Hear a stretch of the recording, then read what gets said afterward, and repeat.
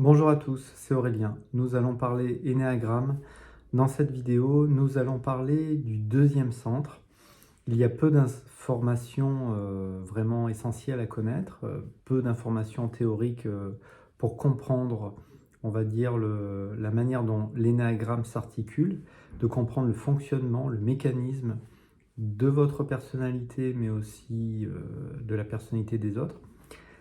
Le deuxième centre en fait partie, donc c'est ce que l'on va voir dans cette vidéo. Si vous découvrez l'énéagramme à travers ces vidéos, ce qui est toujours possible, alors eh bien, c'est peut-être bien de rappeler que l'énéagramme n'est peut-être même pas une grille de la personnalité, c'est un système ouvert, dynamique.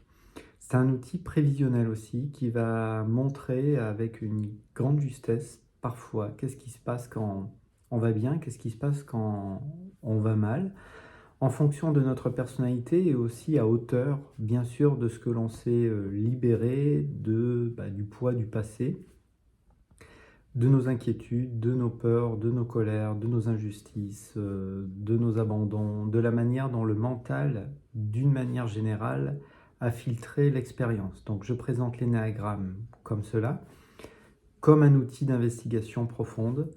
Et donc, encore une fois, ne prenez dans ces vidéos que ce qui est bon pour vous. Si eh bien, ce qui est proposé vous résonne en vous, eh bien, mes connaissances sont de bon cœur les vôtres, car eh bien, l'énéagramme parle de nous tous. Et donc, l'énéagramme, c'est ça aussi. Un outil d'investigation, je le disais, un outil de prévision, je le disais aussi. C'est un outil de compassion, un outil de communication, une manière de mieux se comprendre, de mieux comprendre l'autre. Et puis, avec cette notion de deuxième centre que l'on va voir, vous allez peut-être mieux comprendre, je le souhaite en tout cas, pourquoi dans certaines situations, naturellement, avec d'autres êtres, vous vous sentez bien et avec d'autres êtres, vous vous sentez mal. C'est une question de deuxième centre ou de centre réprimé. Donc, on y va. Le deuxième centre, c'est une notion très simple. C'est qu'en fait, l'énéagramme, avant de voir 9 figures, enfin 9 points énéagramme, eh bien, en fait, l'énéagramme se découpe en 3 parties, en 3 centres. Vous avez le centre instinctif, qui est relié aux besoins primaires, c'est la base. Si la base n'est pas assurée, c'est vrai, eh bien, la vie n'est pas possible, ne peut pas se développer de manière correcte, on va dire ça comme ça. Donc, c'est représenté par les points 8, 9, 1. Et l'émotion première reliée à ça, c'est la colère, bien sûr. Ensuite, vous avez un aspect plus émotionnel. Est-ce que vous m'aimez? Est-ce que j'existe pour toi? D'une manière ou d'une autre, c'est représenté par les points 2, 3, 4. Comme 3 manières de vivre la tristesse. Voilà. Et puis, un autre centre, le troisième centre, c'est le centre de la rationalité, de la compréhension, relié à l'émotion première, c'est la peur, représenté par les points 5, 6, 7, besoin de rentrer en communication, de partager aussi avec l'autre, d'une certaine manière. Donc quand vous avez votre centre, lorsque vous avez découvert votre personnalité énéagramme, et c'est de loin l'enjeu le plus important, découvrir votre personnalité énéagramme. Pourquoi? Parce qu'une fois que vous l'avez découvert, d'une manière générale, vous avez tout un champ de possibles, c'est-à-dire vous avez de manière beaucoup de choses inconscientes qui est mise en lumière, déjà d'une manière générale, à travers l'attention première, compulsion énéagramme et tendance principale. Vous avez effectivement plusieurs manières de vous observer en profondeur, d'observer comment le mental filtre l'expérience humaine. Voilà, c'est vrai. Mais une fois que vous avez votre centre aussi, donc votre personnalité, vous avez votre centre, par exemple, eh bien, le 4 est dans le centre de l'émotionnel, enfin dans le centre de l'image, relié au point 2, 3, 4. Quelqu'un qui est relié à la colère, qui est dans le centre instinctif étant de structure 8, eh bien justement, je le disais, son centre c'est cela, c'est le point 8, 9, 1. Et puis quelqu'un qui est plus dans le besoin d'appréhender la compréhension un peu des événements, des choses, du monde, mais assez relié au point 5, 6, 7. Donc naturellement, quand vous avez votre centre, vous savez quel est votre deuxième centre. Le deuxième centre, c'est le centre le plus proche du vôtre. Donc c'est très simple dans bien des cas, on va les évoquer. Par exemple, le 4, qui est dans le centre de l'image. Est-ce que vous m'aimez? Est-ce que j'existe pour toi? En l'occurrence, pour la différence que j'ai et que j'offre au monde. Voilà, c'est l'histoire un petit peu du 4. Bien, son deuxième centre, c'est le centre de la rationalité, dans le centre relié à la peur, relié au point 5, 6, 7. Son centre réprimé, c'est son centre d'intégration. Bien évidemment, c'est le centre 8, 9, 1, puisque le 4 s'intègre en 1. Le 5, c'est l'inverse, il est dans son centre de la rationalité. Et son deuxième centre, c'est le centre de l'image. Et son deuxième centre, enfin son centre réprimé, c'est celui des points 8, 9, 1. Le 7, eh bien son deuxième centre, le 7 qui est dans la rationalité, son deuxième centre, c'est les points 8, 9, 1. Donc, qu'est-ce que ça met en lumière, le deuxième centre? Ça met en lumière, d'une manière générale, ce qui me manque un peu. Ça met en lumière mon centre réprimé. Et donc tout l'enjeu, et on ne se sent bien que lorsque l'on est, on va dire, complet, on se sent bien quand on a à la fois, on va dire, harmonisé, en tout cas au maximum, à la fois le centre de la rationalité, on va dire, de l'émotion, du fait d'exister et d'être en lien avec les autres, avec aussi celui, on va dire, des besoins plus terre à terre. C'est à ce moment-là où l'énéagramme devient une figure complète. Et donc, dans bien des cas, le deuxième centre est simple, puisque c'est simplement le centre qui est le plus proche de notre personnalité. Donc pour le 4, pour le 2, pour le 1, pour le 8, pour le 4, pour le 5, c'est une évidence.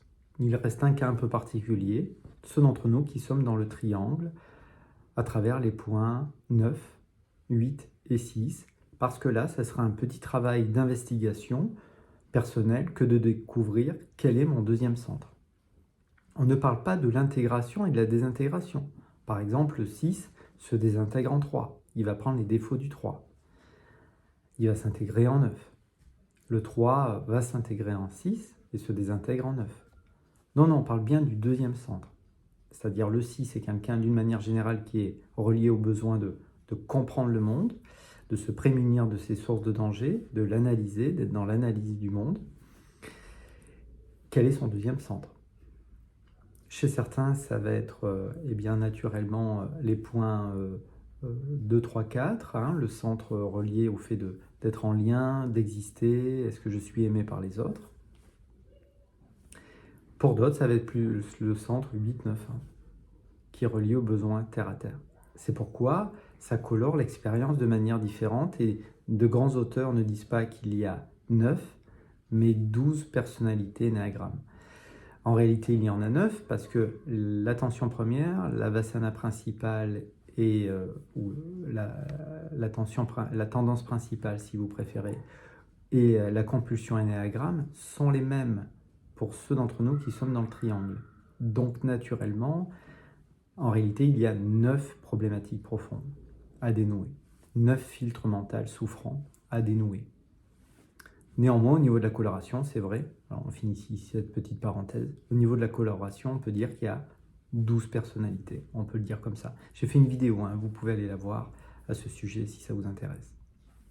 Donc naturellement, une fois que vous avez découvert votre deuxième centre, le deuxième centre est toujours un soutien pour vous, d'une manière générale, vous avez votre centre réprimé. Et donc si par exemple votre centre réprimé, c'est le centre par exemple de l'image, relié à la tristesse et au fait d'exister, le besoin d'être aimé, et on va dire un peu en lien avec l'autre, eh bien si vous êtes avec une personne qui est dans ce centre-là, vous n'êtes pas forcément à l'aise parce que vous naviguez sur des eaux différentes. On va dire ça comme ça, c'est une image. De la même manière, si vous êtes dans le centre instinctif par exemple, et que votre deuxième centre, c'est le centre de l'image et du besoin d'être aimé, comme ça peut être le cas pour la structure 9 et pour la structure 1, voilà. Et bien naturellement, lorsque vous êtes avec quelqu'un qui est dans la rationalité pure, vous risquez d'être mal à l'aise parce que le 6, le 5, le 7 va naviguer dans des eaux différentes quand même que vous. même si le 7 et le 6 peuvent vous comprendre, parce que leur deuxième centre, ça peut être le centre instinctif, auquel vous êtes relié si vous êtes 9 et 1. Je fais exprès de donner un peu des cas de figure, non pas pour vous perdre, mais le but de cet atelier, c'est de comprendre, on va dire, l'articulation de la figure. Une fois que l'articulation de la figure sera évidente pour vous, ça viendra naturellement, les relations vont s'améliorer. En tout cas, vous verrez ce qui cloche. Donc c'est l'enjeu de ces ateliers d'une manière générale, ne prenez que ce qui est bon pour vous. Parfois on mêle les compréhensions les plus simples avec celles qui demandent un petit peu plus d'exercice. Donc voilà, c'est fini pour cette petite présentation sur le deuxième centre. Le deuxième centre, c'est connaître aussi son centre réprimé. Le deuxième centre est un soutien pour vous. Par exemple, on va prendre un exemple, eh bien, le 4, par exemple, qui est quelqu'un de très sensible et qui a l'impression qu'il y a des jours ça va et ça va pas. Son deuxième centre, eh bien, c'est le centre de la rationalité. C'est vrai qu'il va pouvoir, par exemple, prendre un livre et se couper du monde. Se couper du monde, et aller vers plus de connaissances pour nourrir ses passions, c'est une manière de s'extraire de cette sensation de manque, de malaise, de stress qui peut le traverser à tout moment. Ça met en lumière son centre réprimé. Voilà. Si on prend un dernier exemple, eh bien, par exemple, le 7, eh bien, le 7, son deuxième centre, c'est le centre instinctif. Avec son aile en 8, naturellement, le 7 va pouvoir passer à l'action.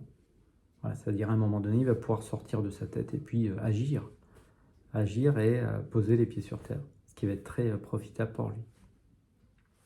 Mais ça met aussi en lumière son centre réprimé, qui est celui de l'émotionnel. Et c'est vrai que le 7 est assez loin de ses émotions, qu'il a tendance à vulgariser, ça sera un chemin pour lui, que d'aller vers ses émotions, de s'ouvrir à ses propres ressentis, au lieu de les rationaliser systématiquement avec son mental. Bon, bref, ici s'arrête cette petite vidéo sur le deuxième centre. C'est très important de connaître son deuxième centre, parce qu'encore une fois, ça met en lumière ce qui potentiellement vous manque. Et quand vous êtes avec un être avec lequel vous n'êtes pas tout à fait à l'aise, c'est peut-être qu'il est dans votre centre réprimé. Allez, vous pouvez me laisser un petit pouce bleu si vous le souhaitez, vous abonner ou pas. Voilà, peut-être à bientôt, voilà. Au revoir.